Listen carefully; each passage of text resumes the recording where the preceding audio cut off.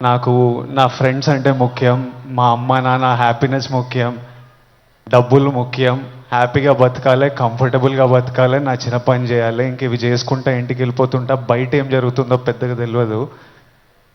నేను వైజాగ్లో పోర్ట్లో ఒకసారి షూట్ చేస్తున్నప్పుడు అక్కడున్న పోలీస్ ఆఫీసర్ నన్ను కలిసి ఇలా యాంటీ డ్రగ్ క్యాంపెయిన్ గురించి ఒక బయట ఇవ్వమన్నారు. అవుట్ ఆఫ్ రెస్పెక్ట్ ఇచ్చినా కానీ ఇది ప్రాబ్లం, ఆ 100 ప్రాబ్లం ఉన్నప్పుడు దీనికి బయట ఏంటి అనుకున్నా.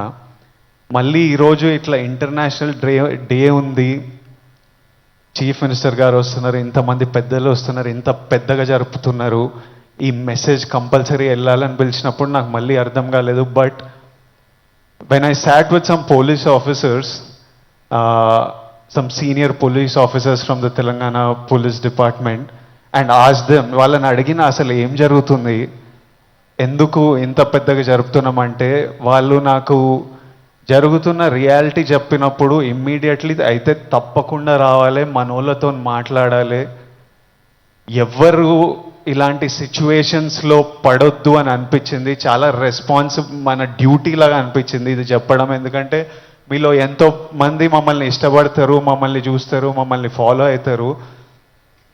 మనకి మన హెల్త్ ముఖ్యం, మనమంతా హ్యాపీగా హెల్తీగా ఉండాలి కదా. హెల్త్ లేకపోతే ఏం చేయలేము లైఫ్లో.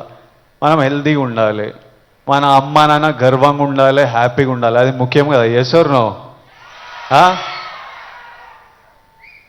డబ్బులు ముఖ్యం, డబ్బులు ఉంటే కంఫర్ట్ ఉంటుంది. ఎవడేమన్నా నేను చెప్తున్నా, నేను డబ్బులు లేని లైఫ్ చూసినా, డబ్బులున్న లైఫ్ చేసినా, success and money will always give you comfort.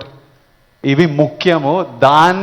ఈ మూడు మనకి హెల్త్ ఏదైనా ఇవ్వకపోతే, సక్సెస్ మనీ ఏదైనా ఇవ్వకపోతే, రెస్పెక్ట్ ఏదైనా ఇవ్వకపోతే దాంట్లో దిగడమే వేస్ట్. అది పెద్ద టైం వేస్ట్ పని. అది డ్రగ్స్ అనేది, why I'm talking to the youth, I think it's very important.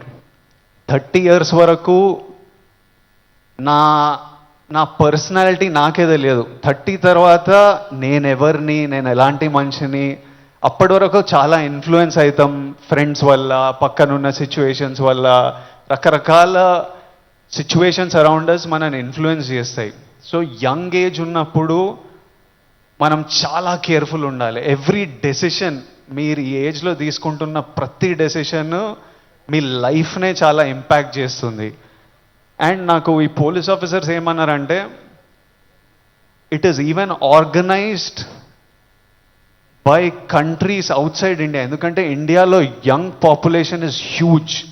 మన యూత్, మన కంట్రీ, మన స్టేట్ పవర్, మన కంట్రీ పవర్, మన యూత్.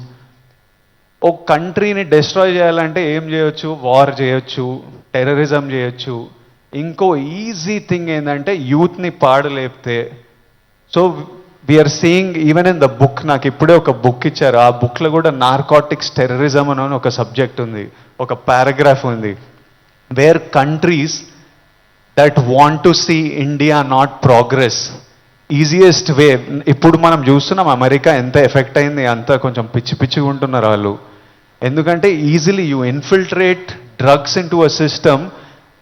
పిల్లలు దాని మీద డిపెండెంట్ అయిపోతే ఇంకా మనకు పాత్ సక్సెస్ ఇవన్నీ ఏం, it's a chaos. We want, మనం సాలిడ్ ఉండాలి, మన కంట్రీ సాలిడ్ ఉండాలి, మనం నంబర్ 1 ఉండాలి. కరెక్టా? ఇండియా నంబర్ 1 ఉండాలంటే మనం వీటిని మన దేశం దగ్గర, మన ఫ్రెండ్స్ దగ్గర, మన ఫ్యామిలీ దగ్గర ఎక్కడ రానియకూడదు. This is a temporary high. Drugs ఎవడో, ఇంకా పోలీస్ ఆఫీసర్ ఏమంటుండే అంటే, అరే ఒక్కసారి ట్రై చేయని అలవాటు చేసే బ్యాచ్ ఒకటి ఉందంట. కొంతమంది ఏమనుకుంటారంటే ఒక్కసారి ట్రై చేసి చూద్దాం, తర్వాత ఆపేద్దామని. కానీ ఒక్కసారి అటు వైపు వెళ్తే మళ్ళీ తిరిగి రావడం చాలా కష్టం. సో ఆ ఫస్ట్ స్టెప్పే కట్ ఆఫ్ చేసేయండి. అసలు ఎవరైనా మన చుట్టుపక్కల, అంటే రకరకాల మనుషులను కలుస్తుంటాం, ఒక్కొక్కరికి ఒక్కొక్క అలవాట్లు, అట్లాంటి వాళ్ళు ఉంటే ఫస్ట్ మనం వాళ్ళకి చెప్పాలి, వద్దు, వాళ్ళ మంచి కూడా చెప్పాలి. వాళ్ళు వినకపోతే వాళ్ళ నుంచి డిస్టెన్స్ మెయింటైన్ చేయడం బెటర్, మనం ఎఫెక్ట్ కాకూడదు. నేనేమంటా అంటే, if you're chasing a high in life, మంచిగా వర్కౌట్ చేస్తే నాకు హై అనిపిస్తుంది. బాడీ ఫిట్గా ఉండి, బట్టలు మంచిగా పడితే మజా వస్తుంది, హై అనిపిస్తుంది.